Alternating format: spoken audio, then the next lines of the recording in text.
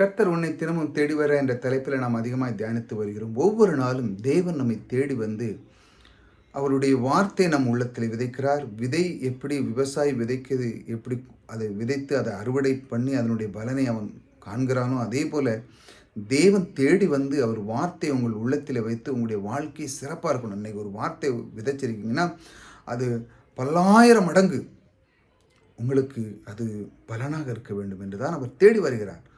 அப்பொழுதுதான் அந்த அப்பொழுதுதான் உங்களுடைய உள்ள மகிழ்ச்சியாங்க இல்லையா? நம்மளை அவர் தேடி வருகிறார். உங்களை தேடி யாராட்டு வந்துட்டு இருந்துச்சாங்களா, அவங்களுக்கு ஒரு நன்மை செய்ய வராங்க, என்ன வா உனக்கு இதெல்லாம் செஞ்சு தரேன் அப்படின்னு சொல்லும்போது யார் இந்த உலகத்தில் அப்படி இருக்கா? கிடையாது. தகப்பனே தன்னுடைய பிள்ளைகளுக்கு நிறைய விஷயத்தில் தேடி செய்ய கூட அவங்களால முடியாத சூழ்நிலை இருக்குது. ஆனால் நம் தேவன் நேற்றும் இன்று மாறாதவர், 6000க்கு மேலே வாக்குத்தத்தம் கொடுத்த அந்த தேவன் நம்மளே தேடி வந்தார் என்றால் எவ்வளோ பெரிய நாம் பாக்கியவான். அதை முதல்ல புரிஞ்சுங்க. இதுதான் மிகப்பெரிய ஒரு சுவிசேஷம். இதைத்தான் நான் உங்களுக்கு ஒவ்வொரு நாளும் சொல்லி கொண்டு வருகிறேன். அவர் தேடி வர்றாங்க, நீங்கள் போக வேண்டிய அவசியமே இல்லை அப்படின்னு நான் சொல்ல தான் செய்வேன். ஏனென்றால் அவர் தேடி வந்து உங்களுக்கு கொடுக்குறார். நீங்கள் இந்த மாதிரி வீடியோகளை பார்க்கும்போது உங்கள் உள்ளத்தில் அவர் தொடுகிறார். அவர் உங்கள் மேலே கரிசனையாக இருக்கிறார். ஏனென்றால் அவருடைய பிள்ளையாக நீங்கள் இருக்கிற உங்கள் மேலே அனாதி அன்பு வச்சிருக்கிறார். உங்களுடைய வாழ்க்கை திறனை மாற்றுற, உங்களுக்கு பொருளாதாரத்தில் குறைவில்லாமல் வைக்கிற, உங்களுக்கு பலவீனமாக இருந்ததுன்னா அதை பலத்தை மாற்றுறார். நீங்கள் தாழ்ந்த சூழ்நிலையில் இருந்தீங்கன்னா உங்களுடைய எண்ணத்தை உயர்த்தி உங்களுடைய வாழ்க்கையில் உயர்த்தி தரத்தை கொண்டு வர்றதுக்கு இப்படித்தான் அவர் விரும்புகிறார். இதான் அவருடைய விருப்பமும் சித்தமாக இருக்குது. பரலோகத்திலிருந்து உங்களை ஒவ்வொரு நாளும் உங்களை உயர்த்தி உயர்த்தி உயர்த்தி அழகு பார்க்குறதே அவருடைய ஆனந்தமாக இருக்கிறது. அப்படித்தான் உங்களை தேடி வருகிறார். தேடி வந்து உங்களுக்கு ஓட்டாண்டி வைக்கல. ஆபிரகாமை பாருங்கள், அவனை தேடி வந்து இந்த நட்சத்திரங்களை போல் உன்னுடைய சன்னதி ஆக்குவேன்னு ஏகப்பட்ட வாக்குத்தத்தங்களை கொடுத்தார். அவனா போனான்? அவன் கேட்கவே இல்லை. அவர் தான் தேடி வந்தார். அதே போல் உங்களுடைய வாழ்க்கையிலும் அவர் தேடி வர்றாருங்க.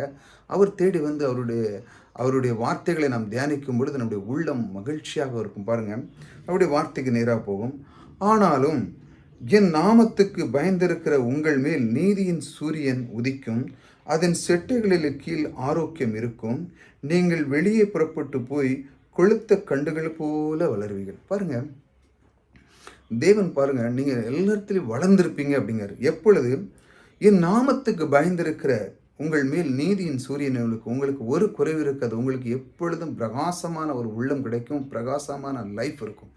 இரண்டால் நீதியின் சூரியன் உதிக்கும் போது உங்களுக்கு இருள் இருக்காது. அவருடைய அந்த நீதியின் சூரியன் உதிக்கும் பொழுது உங்களுக்கு இருளே இருக்காது. உங்களுடைய வாழ்க்கை பிரகாசமாக இருக்கும். இரண்டால் அவருடைய அன்பு உங்கள் மேல் இருக்கிறது.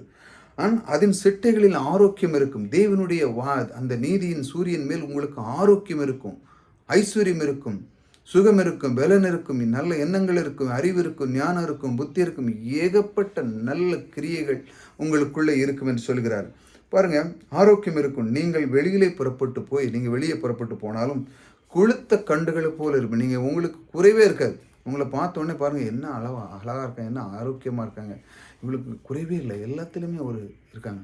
நம்ம சில பேர் பாருங்கள், பசி பட்னியாக இருந்த மாதிரி சோர்ந்து போய் மூஞ்ச வச்சுக்கிட்டு அப்படியே இருந்துக்கிட்டு எங்கே போக என்ன செய்ய அப்படி. ஆனால் நீங்கள் வெளியே போகும்போது, தேவனுடைய ஆலயத்துக்கு போகும்போது நல்ல அழகான துணி போட்டு அழகாக போட்டு வண்டியில் போய் இறங்கி கர்த்தருடைய வார்த்தை கேட்கும்போது ஒரு கொளுத்த கன்றுகள் போல் துள்ளி குதித்து தேவனுடைய ஆலயத்துக்கு போகணும், அங்கே இருந்து நம்மளுடைய தேவனுடைய வார்த்தை கேட்கணுன்ட்டு ஒரு ஆரோக்கியம் இருக்குது, ஒரு சந்தோஷம் இருக்குது, ஒரு மகிழ்ச்சி இருக்குது.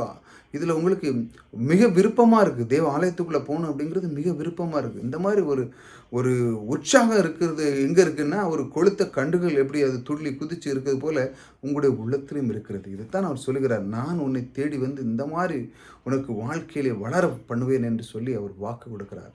தேவன் ஒவ்வொரு நாளும் உங்களை தேடி வந்து சும்மா விடவே மாட்டார். உங்களை ஒவ்வொரு நாளும் நீங்கள் எல்லோரும் நினைக்கிறீங்க அப்படியே கம்பர்ட் ஜோனில் அப்படியே இருந்துக்கிட்டு ஒரு சின்ன பாதுகாப்புலேயே இருந்து, உங்களை அப்படி இல்லை. நீங்கள் இதிலிருந்து வெளியே வரணும். இந்த வாழ்க்கையிலேருந்து இன்னும் பிரகாசமாக மாறணும், இன்னும் முன்னேறணும், எல்லா விதத்திலையும் பார்க்கணும். உங்களை வைத்து தேவனுடைய சித்தத்தை அவர் நிறைவேற்றுவதற்காக தான் உங்களை இப்படி பண்ணுறாரு. நீங்கள் இன்னும் உயர்ந்து எடுக்கணும், மற்றவர்களுக்கு உதவி பண்ணணும், பல சபைகளை கட்டணும், ஊழியத்தை ஸ்தாபனத்தை நீங்கள் தாங்கணும் அப்படின்னு சொல்லி தான் அவர் உங்கள் மேலே அனாதி பிரியம் வைக்கிறார். நீ இப்படி இருக்காத, நீ உயர்ந்து இருக்கணும், எல்லாத்திலும் நீ வளர்ந்துருக்குன்னு சொல்லி தான் அவர் சொல்லுகிறார். பாருங்கள், நீ சூரியன் உதிக்கும் உன் மேலே அப்படிங்கும்போது என்ன, நீதியின் சூரியன் உதிக்கும், அதன் கீழே நீ ஆரோக்கியமாக, அந்த செட்டையிலே உனக்கு ஆரோக்கியம் இருக்கும். மனுஷனுக்கு பணத்தை சம்பாதிக்கிற பலனை கொடுக்குற அவரை ஆரோக்கியம் நமக்கு ரொம்ப முக்கியம் இல்லை. ஆரோக்கியம் இல்லாமல் எத்தனை பேர் கோடியான பணம் வச்சுருக்காங்க, கால் இருக்காது, கை இருக்காது, மூக்கு இருக்காது, கண் இருக்காது, இப்படி ஏகப்பட்ட இல்லாமல் அவங்க அப்படியே படுத்து கிடப்பாங்க. ஆனால் பணம் கோடியாக இருக்கும். என்ன பிரயோஜனம்? ஒன்றுமே இல்லை. அதன் தேவனுடைய நீதி உள்ளே இருக்கும் பொழுது தேவனுடைய அவருடைய இருக்கும் உங்களுக்குள்ள அந்த ஆரோக்கியம் இருக்கும். நீங்கள் எல்லாத்தையும் அனுபவிக்க கர்த்தர் உங்களுக்கு அந்த ஒரு பாக்கியத்தை கொடுப்பார். பாருங்க, நீங்கள் வெளியே புறப்படும் போது எப்படி இருந்தீங்க சொன்னோம்ல, அது கன்றுகளை போல இருப்பீங்க. அதான் தேவன் சொல்ல, இப்படி தான் அவர் உங்களை வளர செய்கிறார். நீங்கள் எப்படி இருக்கணும், புஷ்டியாக இருந்து நல்லா சந்தோஷமாக இருக்கணும்னு சொல்லி அவருடைய விருப்பமும் சித்தமாக இருக்கிற கர்த்தர் உங்களோடு கூட இருக்கிறார். கர்த்தர் உங்களை ஆசீர்வதிக்கிறார்.